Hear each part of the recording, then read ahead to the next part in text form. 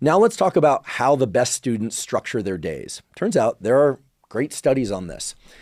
There's a really nice paper, in fact, that surveyed close to 700 students. These were medical students, approximately equal number of male and female students, and analyzed the most useful learning habits. That is, the learning habits associated with the most successful students. Now, anytime you do a study like this where people take surveys, there's always the issue of causality. In fact, we can pretty much set aside any possible causality. For instance, I'm about to tell you that the very best performing students tend to study for about 3 or 4 hours per day. But you could easily say, well, they're the best students because they study 3 or 4 hours per day. They don't study 3 or 4 hours per day because they're the best students. And you'd be exactly right. Okay. We can get into all sorts of discussions about correlation versus causation, about reverse causality, and on and on. However, none of that is the point here. The point here is to establish what are the habits that the most successful students seem to incorporate over and over again, regardless of what classes they're taking, regardless of where they are in their arc of their learning trajectory.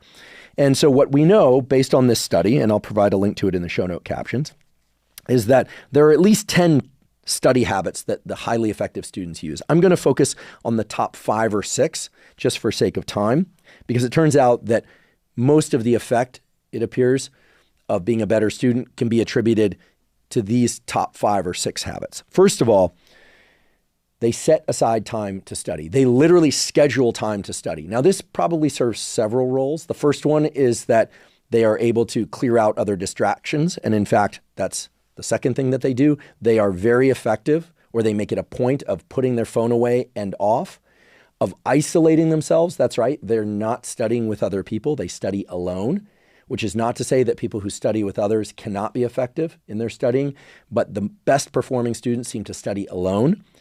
They put their phone away. They tell their friends and families that they are not going to be able to be reached during that time.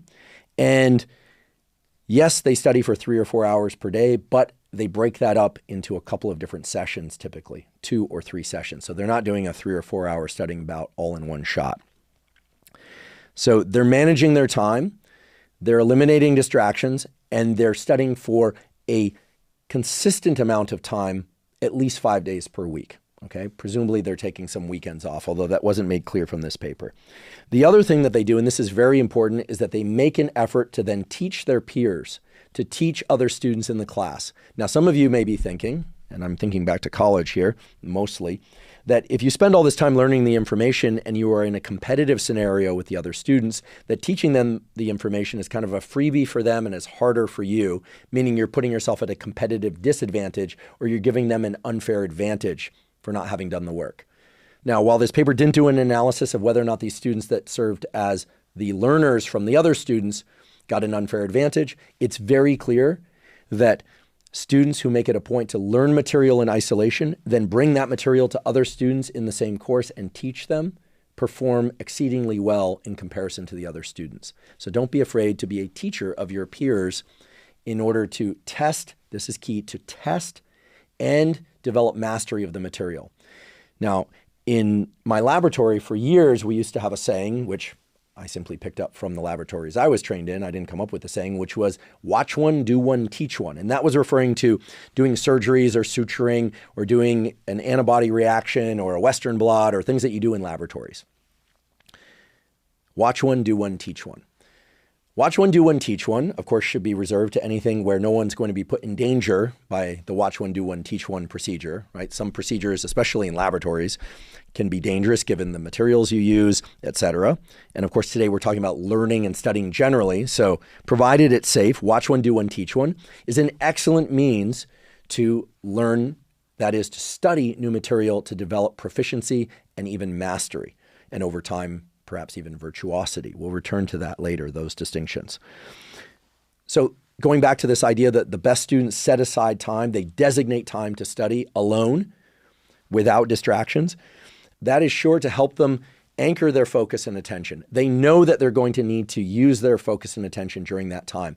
And we know with absolute certainty that focus and attention are a limited but renewable resource in the human brain. The longer you're awake, the more is the buildup of a molecule called adenosine in your brain and body. It makes you sleepy, it makes it harder to focus.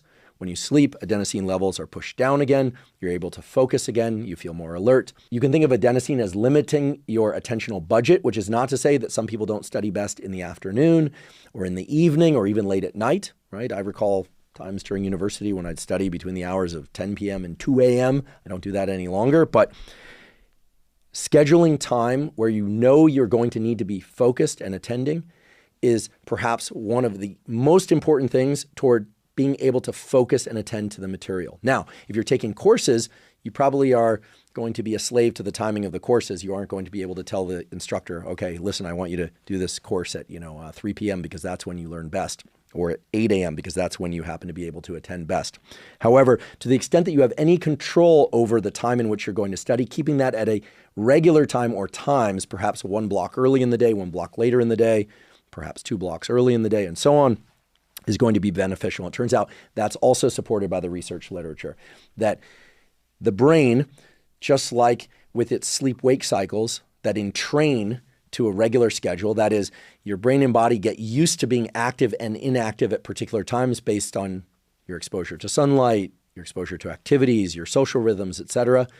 If you regularly, meaning for the course of about 3 days, make it a point to focus and study at particular times. Again, pulling your attention back. It's not an automatic process, but pulling your attention back to a specific location, perhaps on a page or that you're listening to in a lecture. Your body and brain will start to entrain to that rhythm such that you will be able to focus and attend better simply by virtue of the regularity of the timing of the exposure to the material. Okay, so you probably need about 2 or 3 days to break into a regular schedule of focusing and attending and studying at a given time or times. Allow yourself that transition period, but then make it a point to schedule those times to study. Set aside your phone.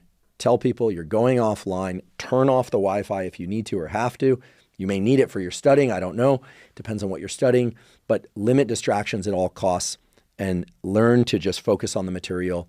And this is a skill. This is the most important thing to understand. It's a skill to be able to focus and study. And it's a skill that you can learn very quickly, especially if you schedule it for regular times and you give yourself 2 or 3 days in which to adapt to those schedules and times and then try and stick to them as regularly as possible, perhaps even on the weekends if you're approaching the end of the quarter or semester, perhaps even on the weekend, even if you're not in the quarter or semester. Keeping those regular times will entrain your nervous system to study and learn at its best at those particular times. There's one other point that I want to pass along from this really nice study on the study habits of highly effective medical students that I've been referring to. And that is when one examined, or these people were asked about their motivation for studying, the best performing students had an interesting answer. They had a very long-term understanding of how, or belief rather, about how their success in medical school would impact their family, how it would impact their life arc, how it would change them. And they weren't particular about the ways in which it would change them or their family. In fact, it was a rather broad, abstract, aspirational way of thinking about their study efforts. So what I like so much about this paper is that in addition to having a fairly large sample size, close to 700 students that were evaluated, and yes, it's purely, self-report and this kind of thing, nonetheless, it bridges the two extremes of studying and learning. It gets right down into the nitty-gritty of how long they study, when they study, the things they do to limit distraction that we just discussed. But it also gets to their underlying psychological motivations and the thing that they use in order to pull them forward through their study efforts. Perhaps especially when their desire is waning or their level of fatigue is increasing. I don't know that, I'm speculating here. But this is this aspirational component of going to medical school, which it turns out in the country in which this study was done, only very, very select few of the very best students are able to achieve that. And they have to learn the information in a different language altogether, which is incredible. I always marvel at that. I have friends that did their PhD thesis in Italy. They're Italian by birth. They now happen to run a laboratory in Italy. And they had to do their PhD training and write papers and give their thesis dissertation and defense in English, even though English was their second language. So talk about a challenge, and that's just one example that I can think of. There are many examples of that. These students that I'm referring to in this study are not necessarily constantly thinking about how their efforts will transform themselves and their families, but they certainly were able to report what it was specifically that they are seeking, what they're aspiring to, besides just trying to do as well as they can getting into and through medical school. So the high-level aspirational stuff within you, whatever that is for you, it's going to be highly individual, is certainly important, and it offers a bookend to the nuts and boltsy kind of stuff that you're going to do, I would hope, in order to best study and learn the specific material, so the specific actions that you're going to take each day to learn specific bits of information that will pull you toward those important aspirations. And now again, if you love the material you're learning, this aspirational component is probably not as important, right? I can recall during university and graduate school and so on, thinking, oh my goodness, this is like the coolest thing I've ever heard. I'd probably say that about a million different topics. Like, oh my goodness, circadian rhythms, seasonal rhythms, melatonin, neural circuits, dopamine. I was just awash with excitement about what I was learning. But of course, sometimes I would take a course where the material was, I don't know if it was more challenging or not, but I had a harder time getting engaged by the material, either by virtue of how it was being taught to me or the material itself. So the ability to attach to some aspirational goal to pull you through can be very valuable. You're not going to love every topic you have to learn. However, I will say that, at least in my experience, some of the courses that I look back on most fondly are the courses that I struggled with the most. And in fact, that's the basis of the next and easily one of the most important studying tools. So a key theme in all of the excellent literature, that is the peer-reviewed research on how best to study, is that studying that feels challenging is the most effective. I know nobody wants to hear this. Everyone wants to hear about flow. Everybody wants to hear about information just sinking into their brain by osmosis. I think it was a Garfield cartoon where he talked about learning by osmosis. There's this very cute real-world video of a kid in a classroom. I believe it's in China, where he's taking the book and he puts it on his head. Maybe I can find this clip, and he's just kind of like trying to wash it into his brain. It's a super cute clip, but guess what? That doesn't work. I mean, it works to put the book on your head. It doesn't work it's not going to get the information into your brain. Perhaps someday there will be ways to rapidly download information into neural circuits. Right now, we've known for hundreds, if not thousands of years, that effort is the cornerstone of learning.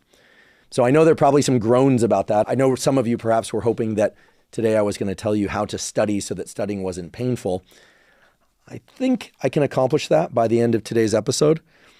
But in order to do that, let's take another quiz. Can you name or list off in your mind 3 tools that the most effective students have been shown to use? I can think of limiting distraction by virtue of putting away phones and telling others you won't be in contact with them. 2, and I'm getting these out of order, I realize, is to isolate, to study alone. And the 3rd that I can recall is to teach others in the same course. Okay, you can probably think of a few others. Now, why are we taking these silly little quizzes? Well, turns out they're not so silly when one considers that hopefully you'll remember the information from today so that you don't have to listen to it over and over again. But that if ever there was a strongly research-supported tool in the literature, in the peer-reviewed literature about how students can learn information better, it's testing. And I know, we think of tests as a way to evaluate our knowledge. But it turns out that testing is one of the best ways to build our knowledge, to retain our knowledge, and again, to offset forgetting.